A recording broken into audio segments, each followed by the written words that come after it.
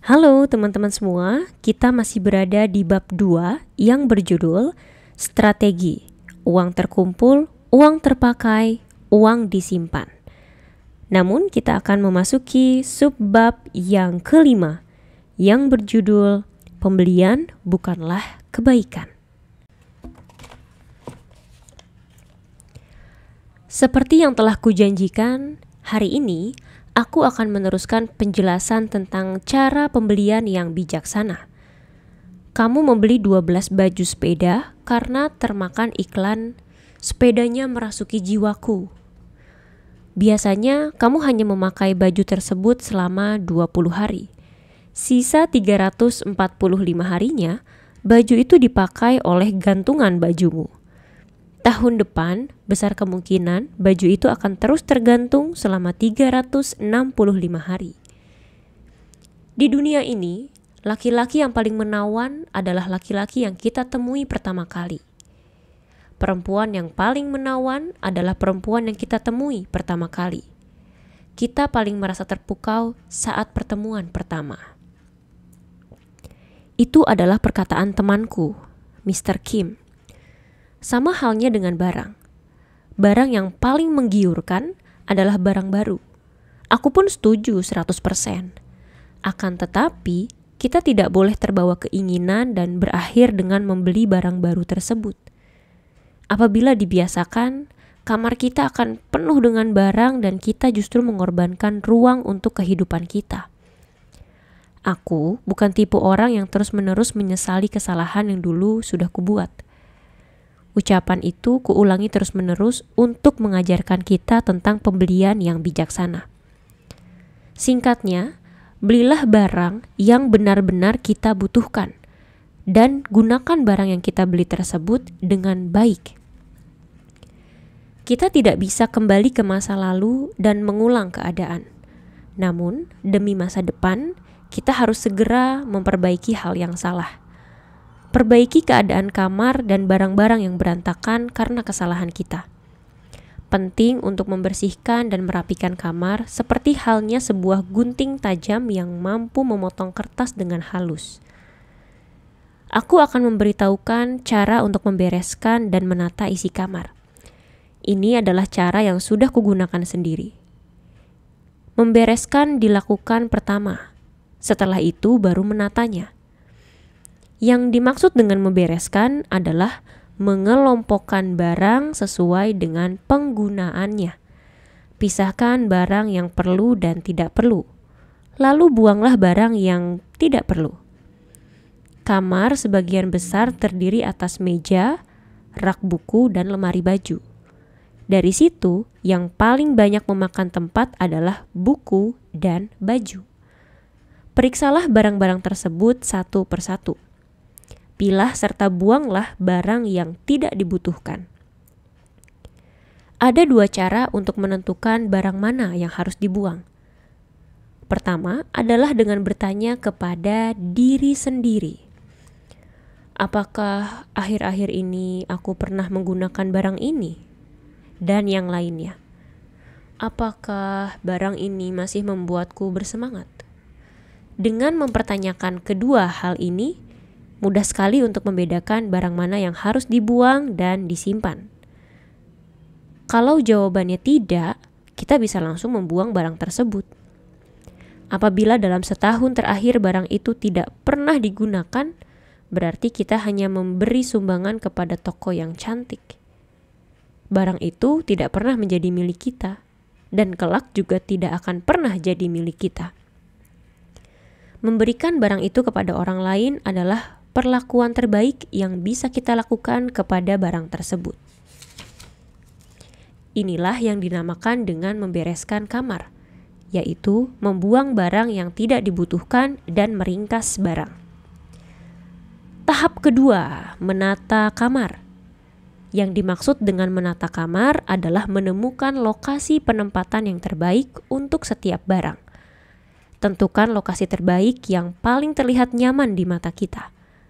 Ini memerlukan kemampuan penataan dan penggunaan ruang dengan baik. Tidak cukup dengan hanya menata sekali saja. Poin penting dari menata kamar adalah melakukannya terus-menerus.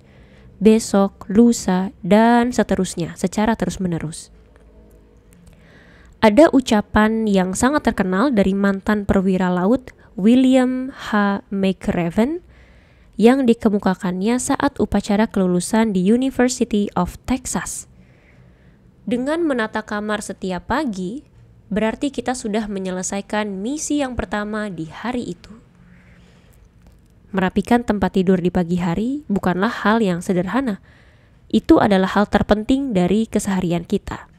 Orang yang sukses adalah orang yang dengan tekun melakukan hal-hal sederhana. Kekayaan dan kesuksesan akan mengikuti orang yang seperti itu.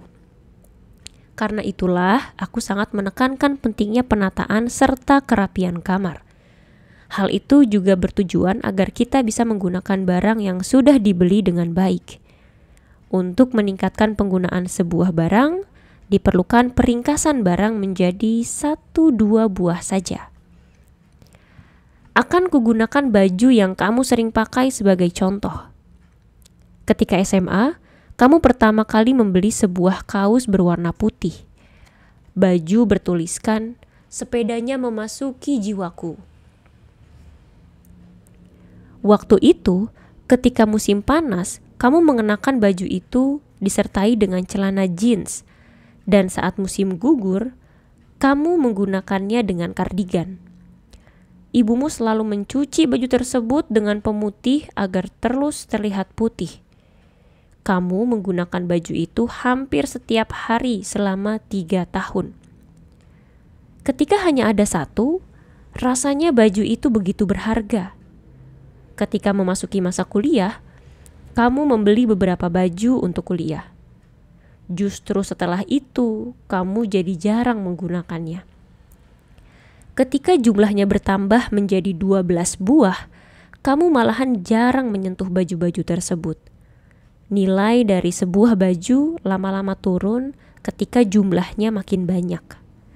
Inilah alasanku selalu menyuruhmu untuk membuang baju atau barang yang tidak perlu. Walaupun kelihatannya berlimpah, itu baik. Kelimpahan itu justru hanya menyebabkan kemiskinan. Buang semua. Dan hanya pertahankan 1 atau 2 barang yang kita perlu pakai.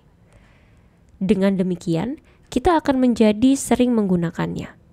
Semua barang ketika digunakan lebih sering akan menghasilkan rasa yang lebih dalam. Seperti ketika kamu masih memiliki 1 helai kaos putih itu. Aku ingat ketika kamu pulang dari upacara kelulusan SMA dan mulai membereskan kamarmu. Ketika itu kamu membereskan baju dan buku yang digunakan semasa SMA. Dengan mudahnya kamu membuang buku dan baju tersebut. Tapi ketika tiba saatnya kamu membereskan kaos putih kesayanganmu, kamu terdiam sebentar sebelum akhirnya memutuskan untuk mendaur ulangnya. Kupikir sifat dasar konsumtif sudah tertanam dalam pikiranmu. Aku ingin bilang,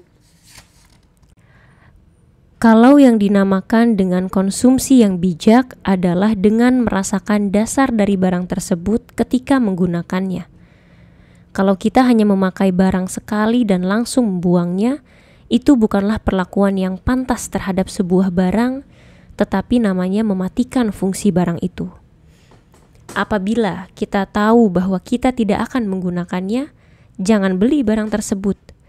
Kalau kita membelinya, pastikan bahwa kita menggunakannya terus sampai kita merasakan dasar dari barang itu.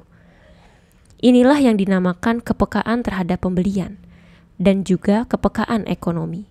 Dengan menggunakan sebuah barang hingga nilai dasar dari benda itu habis, kita bisa menumbuhkan kepekaan ekonomi. Makhluk hidup maupun benda mati sama-sama memiliki dasar kehidupan, juga kebahagiaan serta berkat. Buku, baju, tas yang kita miliki, semuanya berisi dasar kehidupan sejak awal proses pembuatannya. Isilah barang-barang tersebut dengan kehidupan kita. Untuk terakhir kalinya ku ingatkan, ketika kita membeli barang, pastikanlah kita akan menggunakan jiwa raga kita untuk menggunakannya. Pembelian barang bukanlah semata-mata membeli barang. Ketika membeli sebuah barang, berarti kita juga sekaligus membeli nilai serta penggunaannya di masa kini dan masa depan. Jangan pernah meremehkan nilai dari sebuah barang dengan menggunakannya hanya sekali dan langsung membuangnya begitu saja. Pakailah dengan sering dan isi barang itu dengan waktu juga keringat dan air mata kita. Dengan begitu, barang itu pun akan menjadi salah satu kenangan serta kehidupan kita. Setelah kita melakukannya, kita bisa merasakan dasar dari barang tersebut. Itulah yang dinamakan pembelian yang bijaksana. Pembelajaran yang sebenarnya adalah ketika kita sudah bisa merasakan nilai dari sebuah barang. Aku selalu mendukungmu dan akan terus mendukungmu selamanya. Aku mencintaimu, anakku. Ini adalah akhir dari subbab yang kelima yang berjudul pembelian bukanlah kebaikan dari bab kedua. Selanjutnya kita akan memasuki subbab yang keenam yang berjudul pajak adalah pengeluaran terbesar.